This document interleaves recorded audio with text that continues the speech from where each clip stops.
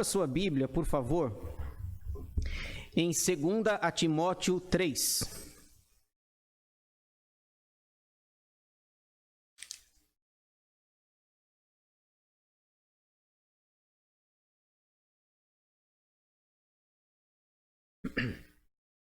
Segunda a Timóteo, capítulo 3,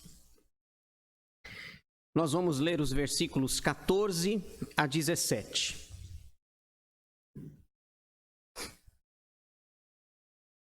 Segunda a Timóteo, capítulo 3, versículos 14 a 17, diz assim a palavra de Deus.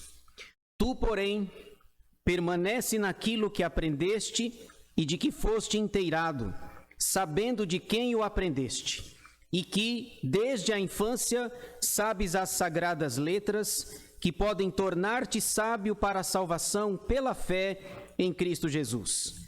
Toda a Escritura é inspirada por Deus e útil para o ensino, para a repreensão, para a correção, para a educação na justiça, a fim de que o homem de Deus seja perfeito e perfeitamente habilitado para toda boa obra. Amém. Vamos orar?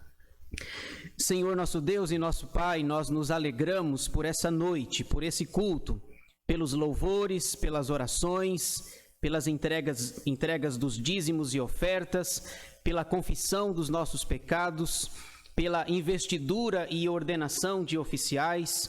Obrigado pela vida dos teus servos. E nós, ó Deus, nesse momento te pedimos em nome de Jesus. Nós estamos com a tua palavra aberta e que o Senhor nos ajude, nos abençoe, nos ilumine com o teu Santo Espírito para que possamos ouvir a tua voz, entendê-la e especialmente praticá-la para a glória do teu santo nome. Aquieta, Senhor, o nosso coração e que nós possamos, ó Deus, estar cativos à tua palavra. Nós precisamos de ti. Precisamos da tua graça, da tua instrução, orientação e iluminação, para que vivamos expressamente para a glória do Senhor. Abençoa-nos, ó Pai. Nós queremos ouvir a tua voz nessa hora, nesse instante, por meio da tua palavra. Nós oramos no nome de Jesus, com perdão dos nossos pecados. Amém. A importância da Escritura. Esse é o tema que eu quero falar com os irmãos nessa noite. A importância da Escritura. Meus irmãos, nós estamos começando o mês de outubro. O ano está voando. Talvez, não sei se por conta da pandemia, mas os dias estão se passando muito rapidamente. E o mês de outubro, como já foi citado pelo diácono Kleber na liturgia, é o mês da Reforma, o mês da Reforma Protestante. Nós conhecemos a história e sabemos que o movimento da Reforma teve início oficialmente no dia 31 de outubro de 1517, quando um monge agostiniano chamado Martinho Lutero afixou nas portas da Catedral de Wittenberg, na Alemanha, as suas 95 teses contra a venda das indulgências. Esse é um documento interessante em que ele vai, tese por tese, mostrando os erros, os equívocos do romanismo. Eu tenho esse arquivo na minha casa, as 95 teses. É bem interessante. E ele vai falando e ele vai desconstruindo o pensamento romano. Lutero começa então, essa é a data oficial, a data inicial, e agora no dia 31 de outubro nós vamos comemorar 503 anos. 503 anos da Reforma Protestante. A Reforma trouxe muitos benefícios para a vida da igreja, muitos mesmo em todas as áreas. E nós sabemos que uma das coisas que a Reforma defendeu foi os famosos solas, os solas da Reforma. E nesse mês de outubro, eu acredito que vocês já estudaram sobre os solas da Reforma, mas não foi comigo, eu não sei o que vocês estudaram, então eu sou inocente. Então eu quero falar nesse mês de outubro, aproveitar os próximos domingos, para que nós falemos sobre os solas da Reforma. São 5 solas defendidos pelos reformadores. Sola Scriptura, somente a Escritura. Solus Christus, somente Cristo. Sola Gratia, somente a graça. Sola Fide, somente a fé. E Soli Deo Glória, somente a Deus a glória. Então eu quero cada domingo falar com vocês sobre os solas para que nós recordemos esses importantes ensinos foram trazidos pelos reformadores. Jeremias diz lá no seu livro de Lamentações, Lamentações 3:21, quero trazer à memória aquilo que pode me dar esperança. Então, de tempos em tempos, é necessário que nós recordemos a nossa fé, aquilo que nós acreditamos. E hoje, então, eu quero começar pelo primeiro sola que deu abertura para o início da Reforma Protestante, sola Scriptura, somente a Escritura.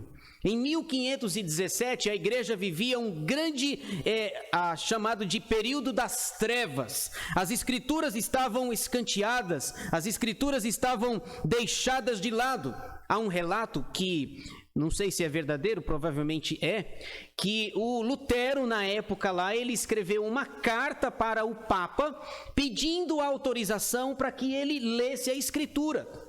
Veja, e ele era um seminarista, ele ia ser um padre, ia ser um estudioso, e segundo essa informação que eu tenho, ele escreveu essa carta e a resposta demorou 5 anos. 5 anos para que o Papa dissesse assim. O Papa na época era Leão X. Para que ele dissesse sim, pode ler a Escritura. E ele começou a ler e ele descobriu Romanos 1,16, o justo viverá pela fé. O justo viverá pela fé. Então não é pela venda de indulgências, não é pela compra do perdão de pecados. Lutero, então, ao ler Romanos 1,16 e 17, começa o movimento da reforma. E o texto que está diante de nós fala exatamente disso. Sola Scriptura, somente a Escritura.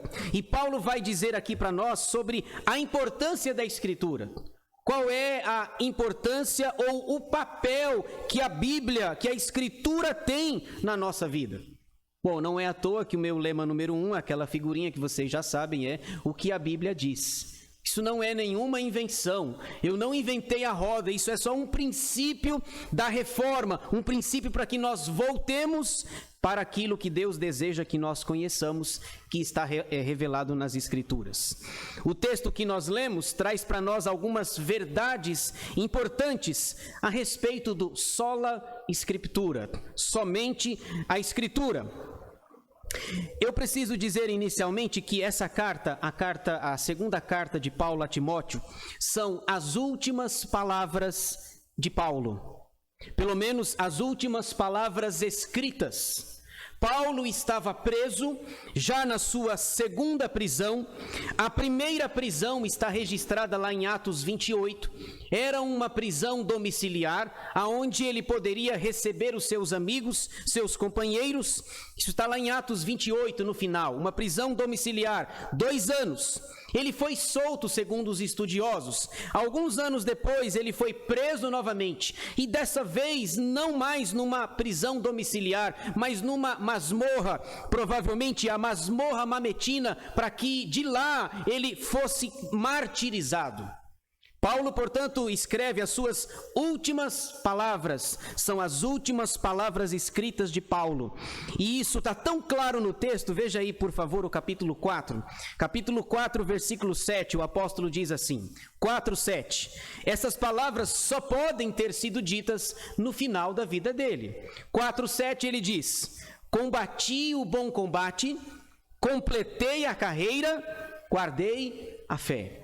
Ele já está no corredor da morte, ele vai ser morto, degolado pelo imperador romano Nero César, por causa de sua fidelidade. E no capítulo 4, a partir do versículo 9, ele diz, Timóteo, procura vir ter comigo depressa, todos me abandonaram.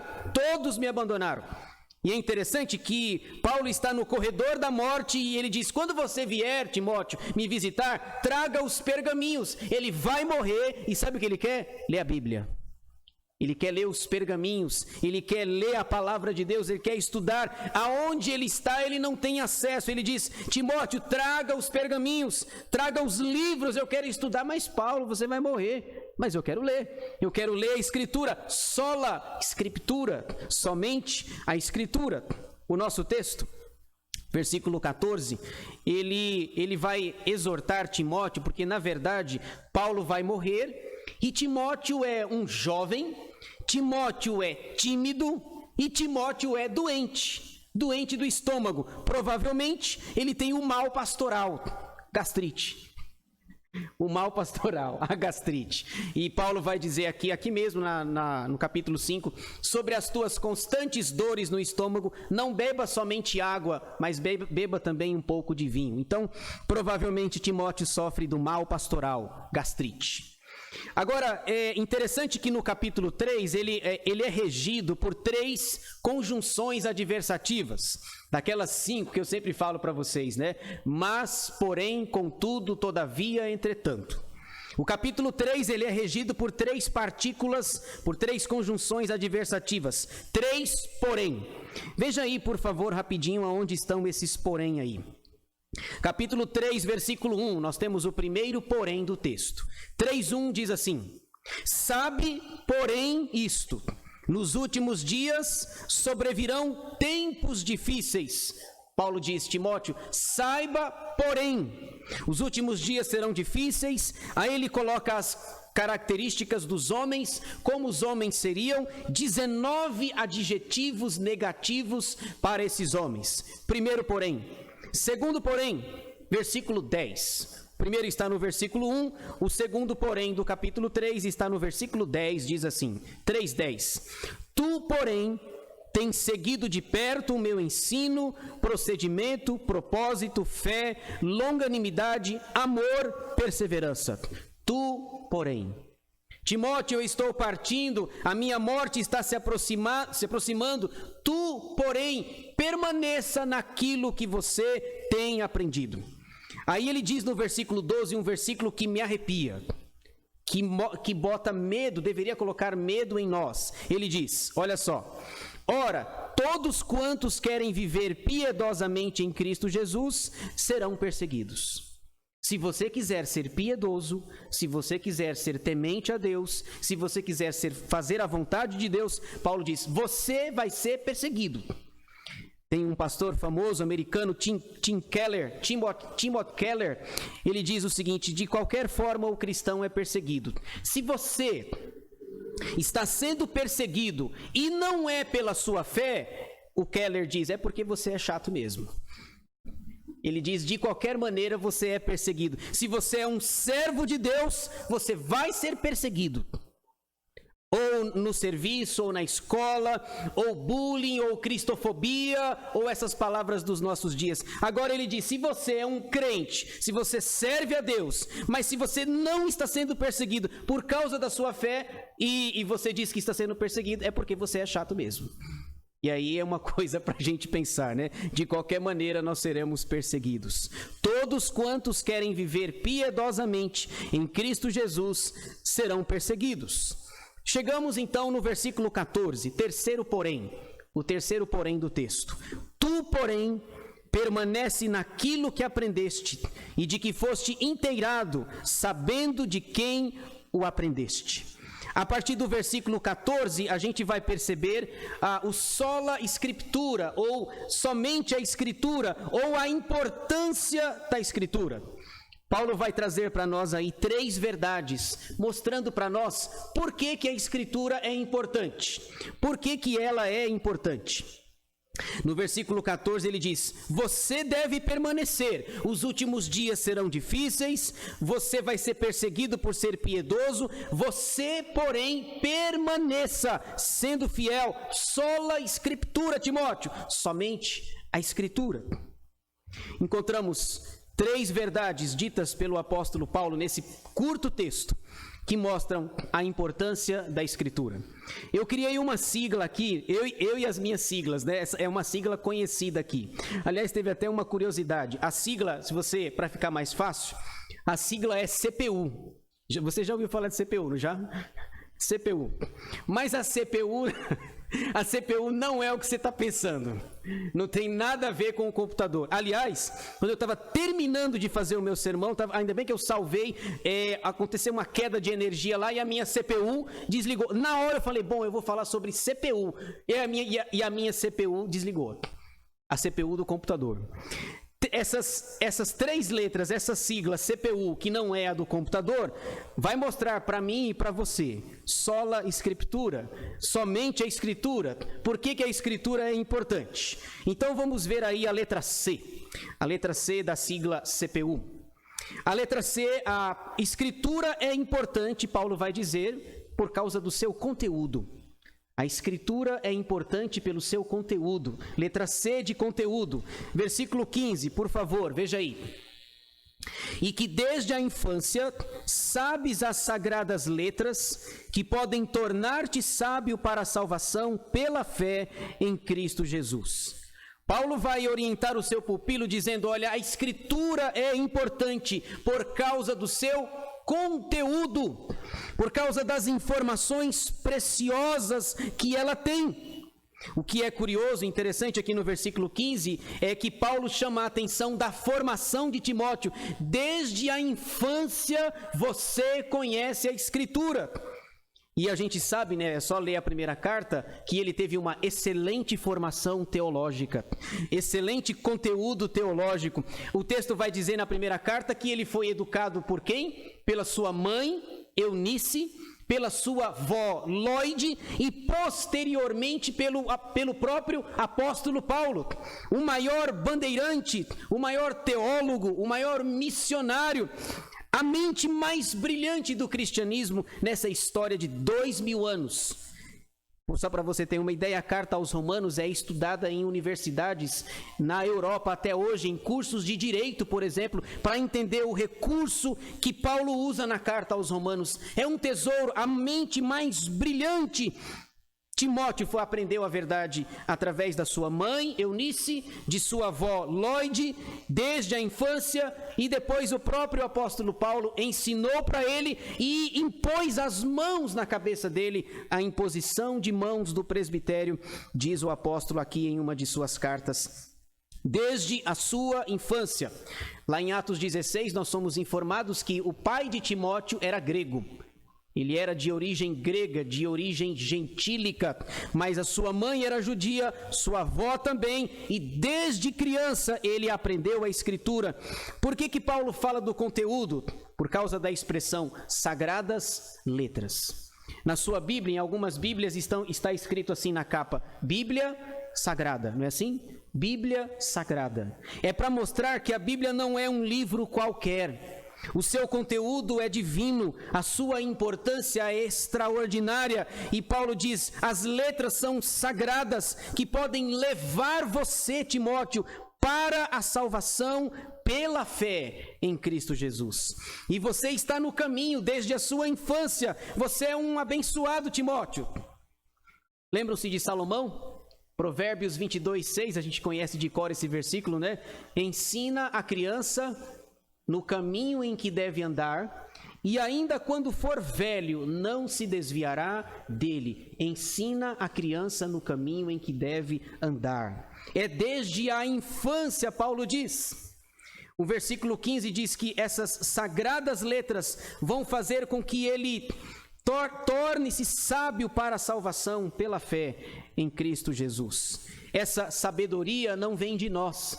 Essa sabedoria não está em nós, ela está no próprio Deus. E Paulo diz, esse conteúdo é tão importante, é tão extraordinário, porque ele fala de verdades eternas. Quando ele diz que podem tornar-te sábio para a salvação pela fé em Cristo Jesus. Por que o seu conteúdo é extraordinário? Porque fala de vida eterna, fala do nosso destino eterno, fala de onde nós vamos morar eternamente. Paulo diz, a escritura, Timóteo, é importante pelo seu, letra C, pelo seu conteúdo, Paulo vai dizer, aliás, Paulo não, Pedro, né? Lá em Atos capítulo 4, Pedro diz assim, 4:12, e não há salvação em nenhum outro, porque abaixo do céu não existe nenhum outro nome dado entre os homens pelo qual importa que sejamos salvos. Paulo está dizendo que a salvação é restrita pela fé em Cristo, e Pedro está dizendo em Atos 4,12, e não há salvação em nenhum outro nome a não ser o nome de Jesus. Então a Bíblia, a Escritura é importante pelo seu conteúdo. Segunda letra, a letra P. A letra P.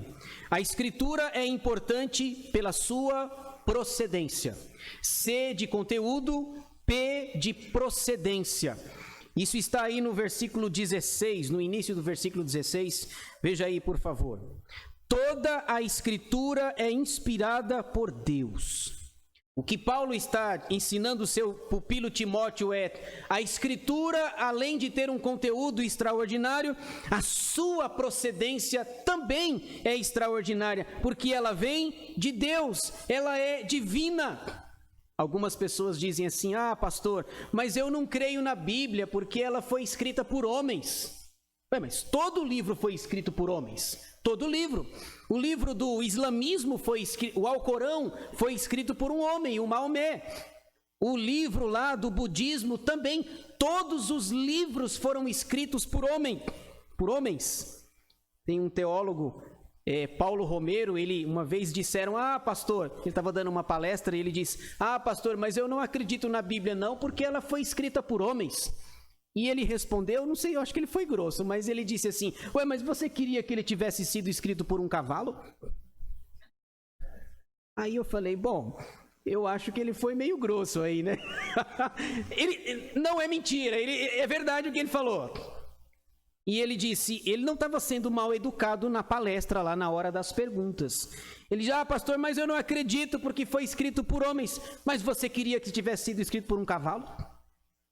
Todos os livros foram escritos por homens. Agora o que Paulo diz é: os homens nesse processo da escrita, eles foram inspirados por Deus.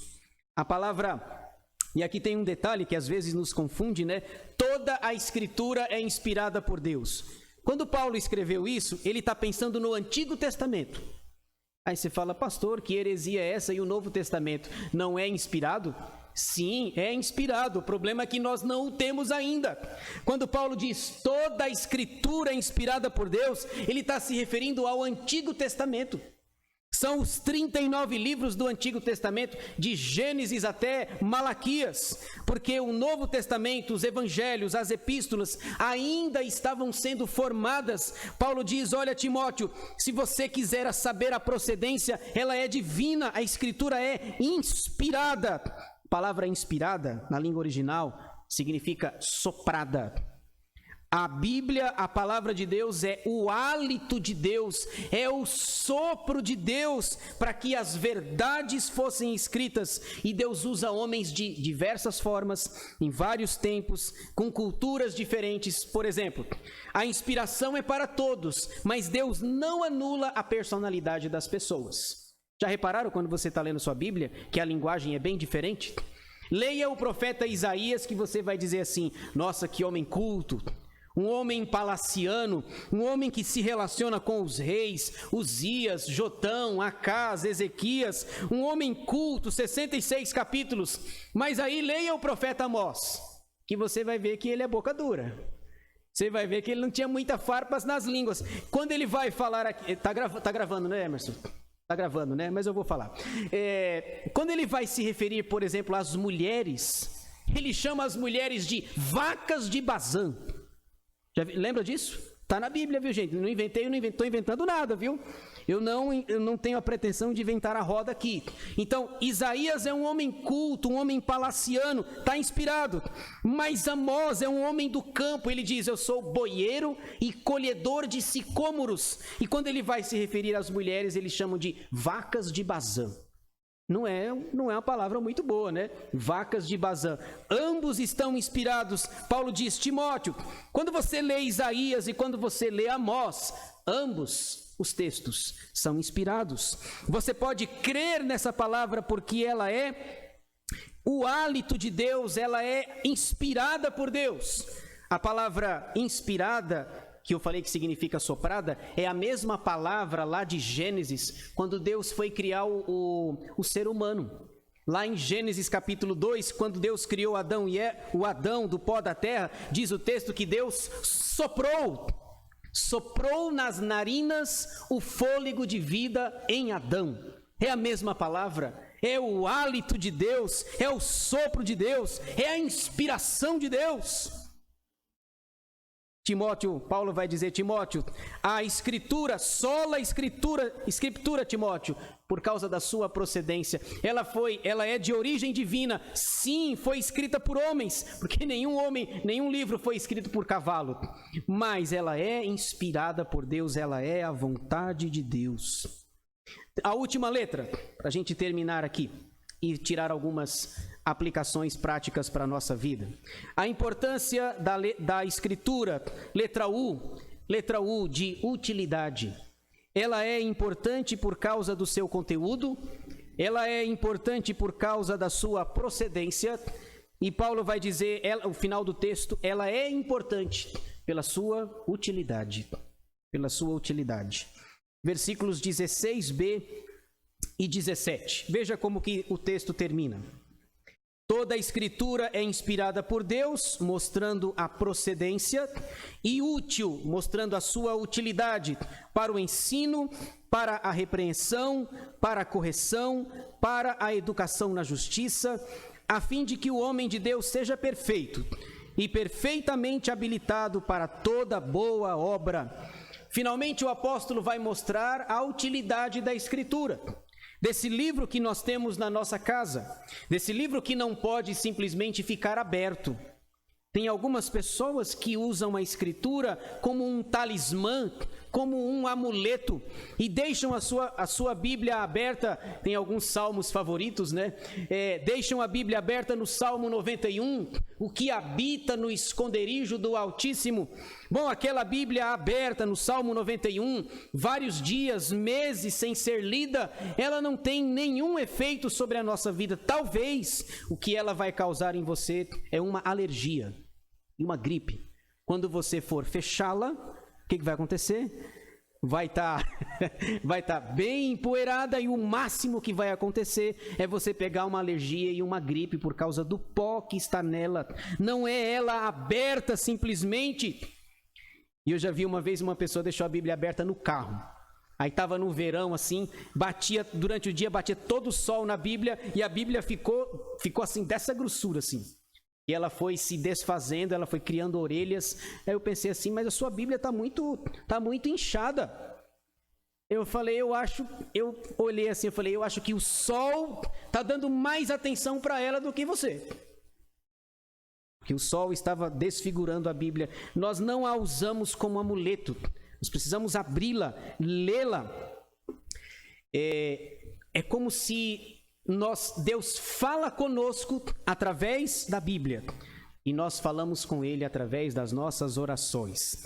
Veja só, quando Paulo fala de utilidade, ele usa 4 palavras interessantes, que eu quero citá-las, ainda que brevemente, sobre a utilidade, a letra U de utilidade.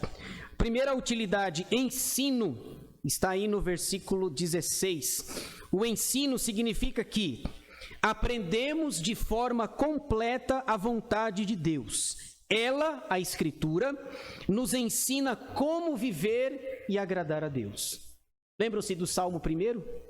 Bem-aventurado o homem que não anda no conselho dos ímpios, que não se detém na roda dos escarnecedores. Aí há uma progressão, que não para, que não se assenta. Aí o salmista diz no versículo 2, antes o seu prazer está na lei do Senhor, e na sua lei medita de dia e de noite. É a palavra de Deus, útil para o nosso ensino. Segunda palavra, repreensão. Versículo 16. Ela confronta os nossos erros. Ela é o nosso controle de qualidade. Seria para nós o ISO 9000 ou ISO 9001. É o selo de qualidade. É ela quem confronta os nossos erros. Há um texto na Bíblia, não sei se você vai lembrar dessa história, que o rei Uzias, depois de se fortalecer no reino, ele era rei E aí ele foi fazer uma coisa indevida. Ele chegou lá no templo e foi oferecer sacrifícios lá. Ele foi fazer o trabalho do sacerdote e não podia, e Deus o repreendeu. 80 homens corajosos se levantaram contra o rei Uzias e o tiraram da casa. E o texto diz que ele saiu leproso dali. Leproso.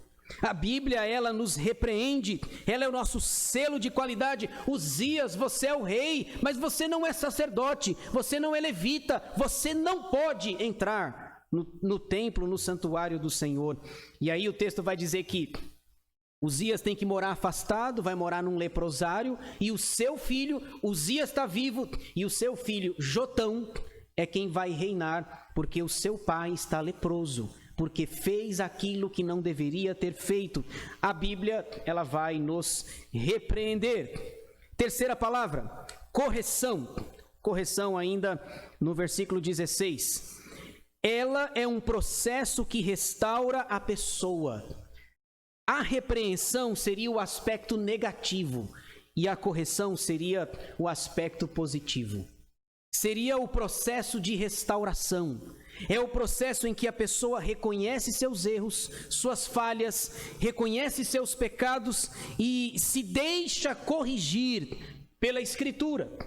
Paulo diz: Timóteo, a Escritura é útil para o ensino, para a repreensão, para a correção e, finalmente, para a educação. Educação na justiça, versículo 16. Essa educação é interessante porque educação na Bíblia é um processo de aprendizado. Nós não aprendemos tudo de uma vez, não é verdade? O recém-convertido, o neófito, conforme nós falamos semana passada, ele não sabe de tudo, ele precisa de um processo, a educação na justiça, um processo contínuo de aprendizado ao longo da vida. Nós estamos sempre aprendendo, constantemente aprendendo. Tem sempre novidades para que nós aprendamos, cresçamos e nos fortaleçamos a cada dia mais. E aí, o versículo 17, para fechar, seria uma aplicação de tudo o que Paulo disse nas 3 letras. Letra C de conteúdo, letra P de procedência, letra U de utilidade. O afim aí do versículo 17 é o para quê? A fim de que o homem seja perfeito e perfeitamente habilitado para toda boa obra. Bom, nós sabemos que não há perfeição aqui na vida. O crente mais dedicado, o crente mais consagrado, ele nunca será perfeito aqui na vida. Uma outra palavra, provavelmente uma outra tradução melhor, seria a expressão aqui maduro. Maduro. A fim de que o homem de Deus seja maduro. E não existe, maduramente habilitado para toda boa obra. Mas é a ideia do crescimento, da educação, esse processo da maturidade que nós vamos aprendendo e a gente vai sempre descobrindo coisas da Escritura. Você pode ler o mesmo texto todo dia e Deus vai ensinar coisas novas, coisas diferentes para nós. Portanto, irmãos, eu queria deixar essa palavra para nós, esse primeiro sola Escritura, somente a Escritura. A importância da Escritura. E eu encerro com uma pergunta: qual a importância que a Bíblia tem na sua vida? Qual a importância que ela tem na minha vida? Será que ela está simplesmente na minha estante? Será que ela está simplesmente aberta no meu carro? Ou aberta no rack da minha casa lá, expondo o Salmo 91 como talismã, como amuleto? Qual a importância que a Bíblia tem na sua vida? Na nossa vida. Se ela é o nosso manual, se nós dizemos na nossa profissão de fé que ela é a nossa única regra de fé e de prática, qual é a importância que ela tem na nossa vida? Talvez alguns tenham dificuldade e digam: pastor, eu não consigo ler aquele plano de leitura do Senhor, os 4 capítulos. Bom, eu entendo a dificuldade. Tem pessoas que conseguem ler muito mais de 4 capítulos por dia. Os 4 são apenas uma referência. Mas tem pessoas que têm dificuldade com 4. Então comece com 1. Comece com 2. Comece com 3 e você vai lendo. E aí quando você for ler os Salmos, você vai ler bastante. porque os salmos são pequenos e dá para a gente ler bastante. Mas o fato o diácono Kleber deu uma sugestão boa ontem, né? Esse mês tem 31 dias. Sempre que tem 31 dias eu me lembro de ler um livro, né? Provérbios. 31 dias, 31 capítulos, um capítulo por dia. Leia Provérbios, para que você cresça em graça, para que você cresça em sabedoria, para que nós nos fortaleçamos na graça e no conhecimento do Senhor Jesus. A minha palavra nessa noite é para que nós continuemos dizendo o que os reformadores disseram: sola Escritura, somente a Escritura. Que Deus nos abençoe. Amém.